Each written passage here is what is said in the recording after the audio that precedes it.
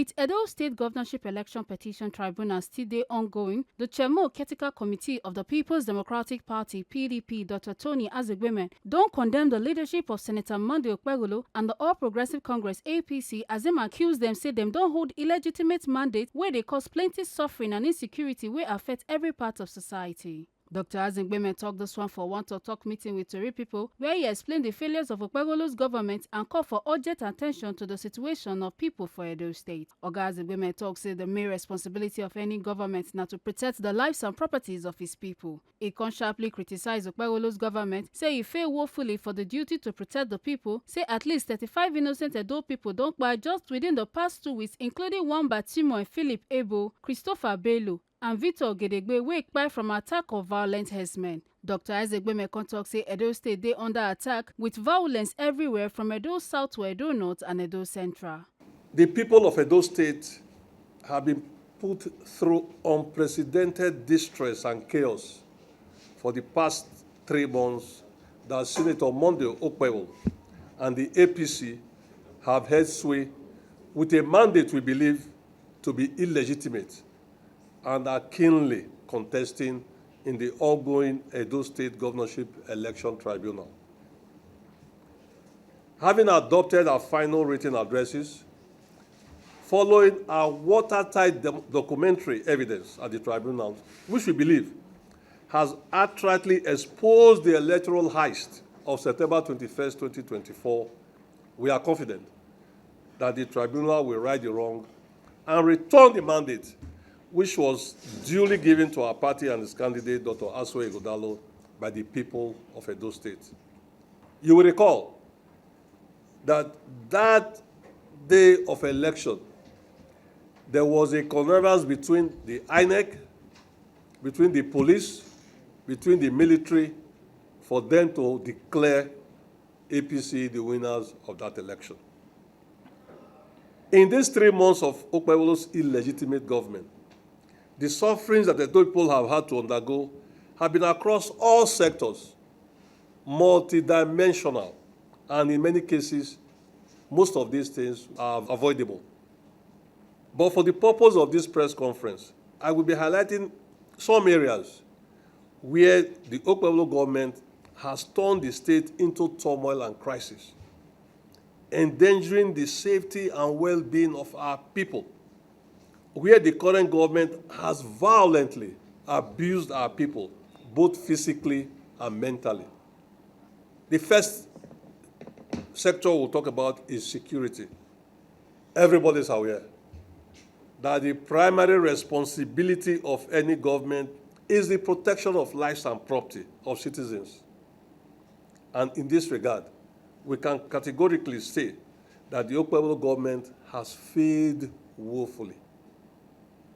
In the past 2 weeks, at least 35 innocent Edo citizens have been brutally killed, including Philip Ebo, Christopher Bello, Victor Gedegbe, and all the others whose lives were tragically cut short by militant groups and killer herdsmen.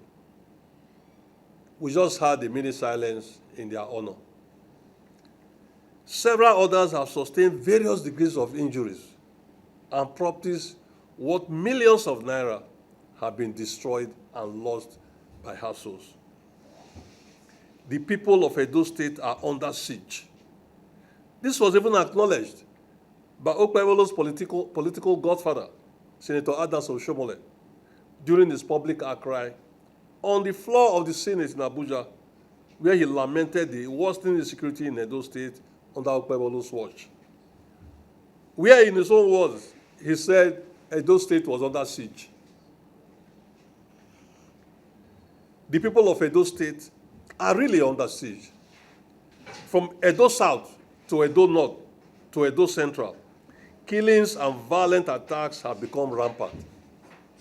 The state, which was repositioned as one of Nigeria's safest places to live and do business during the Obaseki-led administration, has now become so unsafe, gaining a notorious reputation as the capital of kidnapping and violent crimes. as kidnappers and other criminals now see it as a safe haven, the weakest link in the country's security network framework. Meanwhile, the supposed chief security officer of the state stands dazed, overwhelmed, clueless, and totally incapable of managing the worsening insecurity that has continued to claim the lives of innocent citizens almost on a daily basis. E come also talk about the security infrastructure where Obaseki government put for ground before dem comot for office, like surveillance systems and command and control center wey people don praise both locally and internationally. Oga Azegbeme come also ask why those things don't fail to work under Okpebholo's leadership.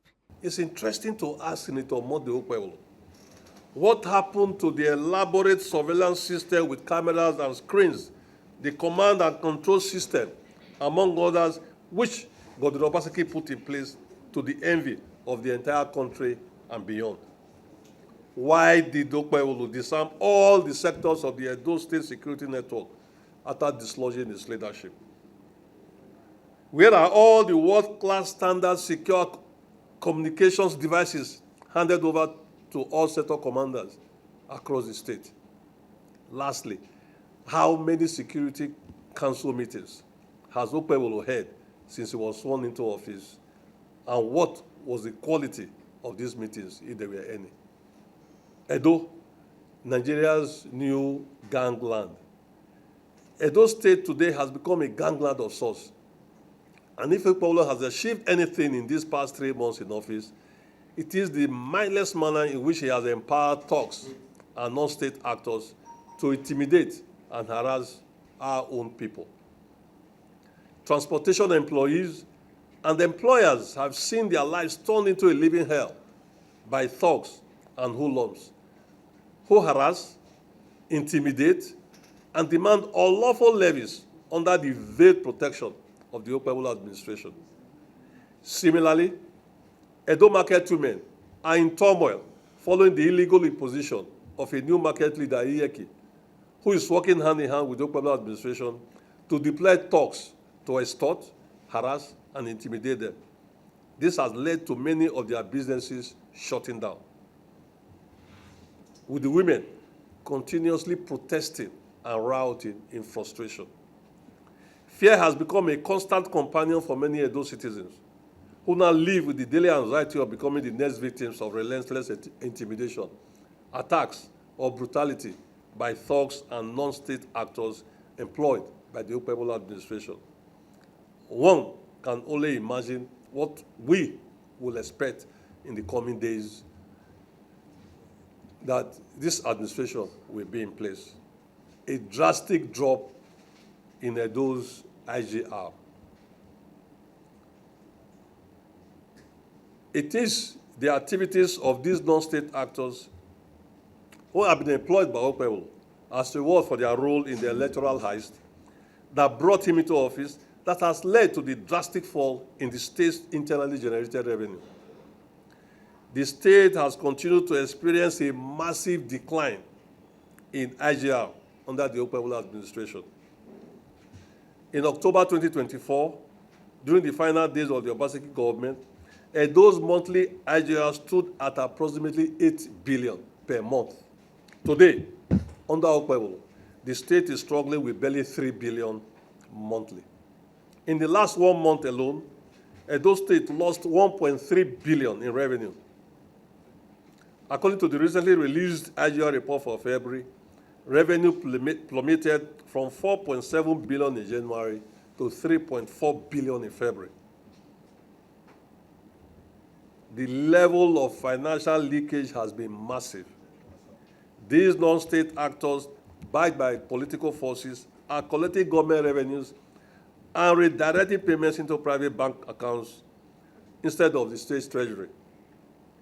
This leak is largely responsible for why the 3rd consecutive month Okpebholo has failed to redeem his 500 million monthly subvention pledge to the Edo State University and Brusali University and meet other needed obligations. When we say the IGR in Edo State has declined. We mean every word of that. Why do we say, the last month they said they made 9-point-something billion. It will interest you to know, ladies and gentlemen, that before Obaseki left office, the NNPC and the subsidiaries were not paying what they were supposed to pay. And they had a meeting and agreed that on a yearly basis, every January, they will be paying a certain amount from what the amount they agreed that they are owing. We now ask the inland revenue, the Edo State Inland Revenue, give us the component of the NNPC payment for January and February for us to know exactly how much Edo State collected for these months. It's not just to give us the whole figure, 9.5 billion. Give us what is the component of the NNPC in these 2 months so that we have an idea of how much you really collected for these 2 months. On top local government matter, Oga Azegbemen Konyan say, Local government annihilation. Under the Okpebholo government, Edo local government councils have suffered unprecedented onslaught and annihilation, the worst since Nigeria's return to democracy. Under his supervision, duly elected local government chairmen and vice chairmen were, like common criminals, humiliated out of office with thugs and other non-state actors using horsewhips and other dangerous weapons to drive them from their offices. And this is all in spite of the ruling of every court in the land. The Supreme Court ruled that you cannot suspend, dissolve the local government councils, duly elected local government council chairman and vice chairman. The Chief Judge of Edo State ruled that you don't have those powers. A justice of the High Court here in Benin, Justice F.A. Ikpomba, ruled that the purported suspension by the House of Assembly is null and void. The Attorney General took the 36 states of the Federation and FCT to the Supreme Court under the instruction of the Mr. President. And the Supreme Court ruled that the local government councils are autonomous and have autonomy to carry out their businesses. In spite of all these, this government has decided to wish hunt, intimidate, harass our council chairman, so much so that as we speak, there is no elected council chairman or vice chairman in his office in Edo State. What we have is a contrived word known as acting chairman. Contrived words as acting chairman. The so-called impeachment they carried out didn't follow the provisions of the Edo State law 2020, which states in section 19 how you must carry out that impeachment. It's a process. It's like impeaching the governor. You must follow that process if you really want to do what you think you have the right to do. None of this was followed, and yet these council chairmen are still, as we speak, out of office. And to make things worse, as we speak, no local government council in Edo State has passed the budget for 2025, which is meant to run their affairs for the year. We are in March. Nobody, no council in Edo State has passed a budget. How do you expect to improve the lives of the people when budgets meant to run the affairs of the councils, where our people predominantly live, have not been passed? And it cannot be passed because there's nobody to pass that budget. So if you look at it from that angle, we are really in serious trouble in Edo State. As if all these were not enough, He continues to exercise unconstitutional control over the local government councils, seizing their allocations. For the past 3 months now, allocations running into 35 billion are with Monday Okpebholo meant for the local government councils. He cannot deploy those monies to those accounts in the councils. And we are hearing, and very reliably so, that he has gone ahead with opening different accounts, sidelining the elected council chairmen in the various banks, who, in his right senses, in 21st century Nigeria, 2025, would you expect anybody to do that? That is why you have the high rate of insecurity, because those council chairmen were, with a past budget, doing things on security. But when the money is with Monday Okpebholo, what do you expect? Buying of Hiloses and vehicles, I accept they are important for security purposes, but that is not fighting security. You cannot fight security with only buying Hilos. I mean, that is pedestrian. Very pedestrian. This administration is spending our money, our hard-earned money. Dr. Azegbeme constantly criticized the current administration more, as him accuse Okpebholo say in they lead one of the most corrupt governments for Niger democratic history, say Okpebholo not get the vision, competence and leadership strategy to move Edo State forward. He come as the governor say make him humble himself, go ask former governor Obaseki for guidance and learn from the leadership where Obaseki show, where focus on development and clear plan for Edo State future. Okpebholo has run the most corrupt government ever known under Nigeria's democracy. In the first 80 days of his government, 2 of the government's most senior officials, including the chief law officer, the Attorney General and Commissioner for Justice, Honorable Samson Osage, and the chairman of the Local Government Service Commission, Mr. Damian Lawale, were suspended for financial infractions. We have it on good authority that every ESCO meeting, which happens once a week, each attendee is handed a whopping allowance of 1 million naira, which means that if they have 4 ESCO meetings for a month, every council member will have pocketed 4 million naira for that month. We are also aware that in his first week in office, Okpebholo allegedly lavished over 5 billion from the state coffers to acquire a new fleet of ultramodern armored SUVs, while giving the new armored SUVs will be procured for his government by Obaseki to political associates. This is in addition to the 9.6 billion expended on the procurement of 60 new Toyota Prado SUVs for government officials and politicians in the state at the cost of 160 million each. Hence, the government in less than 3 months spent over 20 billion, money that we don't have, on acquiring vehicles for his APC leaders and his henchmen.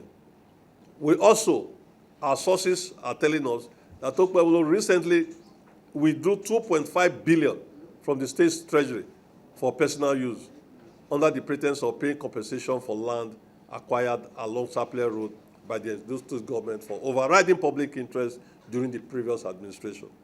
How much more corrupt and reckless can a government be with people's resources? Edo State has experienced alarming retrogression in the past 3 months under the Okpebholo administration, with setbacks across these selected sectors that I've just enumerated.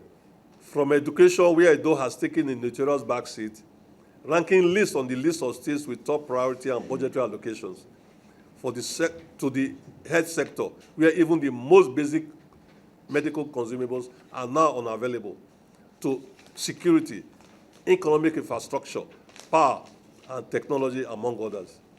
These setbacks are even more disheartening, given the unprecedented progress the state witnessed under the last 8 years, under the immediate past government of His Excellency, Mr. Obaseki. Having a leader with no depth, no vision, and no clear plan, one who has effectively put the state in reverse jar, is most unfortunate and deeply disappointing. And we express our sympathy to the people of Edo State, who have had to endure the harsh realities of this clueless governance, economic stagnation, chaos and retrogression under the Okpebholo administration. Just recently, the World Bank has recommended or is recommending the Edo BEST program for education as an education policy in low-income countries across the world.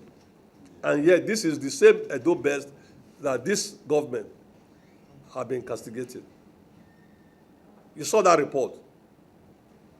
So things that, and I can say that most of the foundation that was laid by the former governor, things that you could touch, that you could make sense of, are being pulled back. And if not that, we are hopeful and we are convinced that with the evidence we have given this to the tribunal, that we will get our mandate back. It will have been a disastrous feeling for the Edo people, because it will have been unbearable because of the things we are saying. We are hearing that the Oshomo power project is being grounded because they say they have issues with the monies the gentleman and the company is being paid. Oshomo that is powering all government agents, all government buildings in the state. You are not bothering, you don't have to bother yourself buying diesel. Somebody is sitting there saying Oshomo has to be closed. Somebody is sitting there and saying what is happening at the modular refineries. Things that Obaseki thought through and brought people, bring their money into this state to set up, to give us, to employ our people and increase our internally generated revenue. These guys are trying to bring down all of them just because they believe that Edo people do not deserve some of these things. And we are saying as a party that in all what we do, in all these things what we are saying, the prosperity and the good life of Edo people is at the heart of what we do here as a party. The well-being of the average Edo person is our primary responsibility. And that is why we are taking it upon ourselves to make sure that these items are highlighted for everybody to know that we are really going downhill. And it's better for you to know, for Edo people to know, so that questions can start asking questions as and when you have the opportunity. Of course, it's clear pensioners cannot be paid. We are hearing that it's today only they paid the pensioners in the state. Under Obaseki, on the 25th, 26th of every month, pensioners are paid. When you use 20 billion to buy vehicles, what do you expect? Pensioners will not be paid, health workers will not be paid, teachers will not be paid. So, normally those payments are supposed to be made on the 25th, 26th of every month, not on the 10th of March. And today is the 10th of March. Make una not forget, say, as we see am, now so we dey talk am, we know the take blame. From Benin City, Ekata Ojesole reporting for TMC TV.